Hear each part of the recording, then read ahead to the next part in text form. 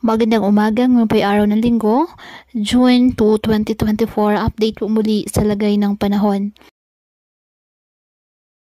Ayon sa Pag-asa, easterlies ang nakikakapekto sa eastern section ng Southern Luzon, Visayas at Mindanao. Samantala, isang bagyo pa rin ang nasa labas ng Philippine Area of Responsibility, Tropical Depression, na international name na Maliksi. Sa ngayon, taglay ang lakas ng hangin na 45 km per hour malapit sa sentro at bugsong 75 km per hour. North-northwestward po ang kanyang paggalaw. Sa ngayon, malayo ito sa ating kalupaan kaya wala itong direktang epekto sa lagay ng ating panahon.